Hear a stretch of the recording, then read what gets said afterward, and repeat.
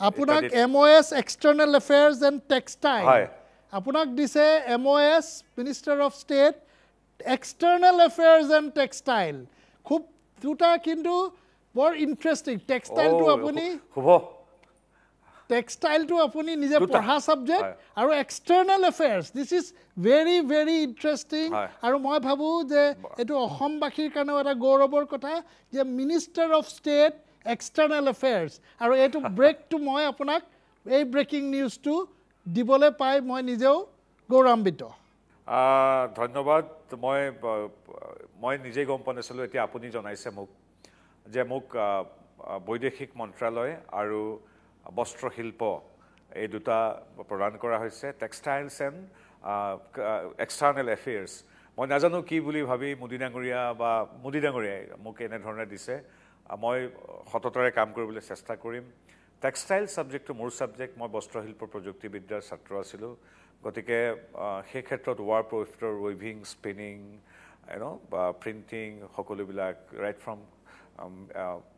motif designing to textile chemistry কিছু জানো spinning machine নিজে চলাব জানো উইভিং মেচিন নিজে চলাব জানো modern weaving machine I mean আনকি হেণ্ডলুমৰ কিছু কামো জানো গতিকে হয়তো মই এটা বুজাত ভাল হ'ব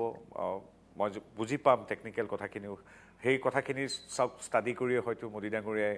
দিছে আৰু external এফেয়াৰ্স is really quiet surprise so মন্ত্ৰীটো পোৱা যেনেকৈ সাৰপ্ৰাইজ ভাল লাগিব মন্ত্ৰী পোৱা যেনেকৈ সাৰপ্ৰাইজ হ'ল আপোনাৰ পোৰ্টফলিঅ'টো সাৰপ্ৰাইজ চক এক্সটাৰ্নাল এফেয়াৰ্স আৰু তাতে আমি ষ্ট্ৰেটেজিক এটা লোকেশনত আছো জিঅ' লোকেশন উত্তৰ পূৰ্বাঞ্চল তাতে এক্সটাৰ্নাল এফেয়াৰ্স আপুনি জয়শংকৰ নিচিনা এজন কেৰিয়াৰ ডিপ্ল'মেট এতিয়া বৰ্তমানৰ ৰাজনীতিবিদৰ লগত কাম কৰিবলৈ একেলগে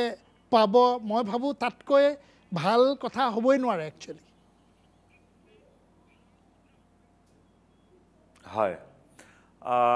তো মই নিজে আচৰিছোঁ এক্সটাৰ্নেল এফেয়াৰ্ছটো খুব এটা মানে কি এমাংছ দ্য টপ বিজিয়েষ্ট আৰু কি আই কেনট কম্পেয়াৰ মই তুলনা কৰিব নোৱাৰোঁ কিন্তু বৈদেশিক পৰিক্ৰমাটোক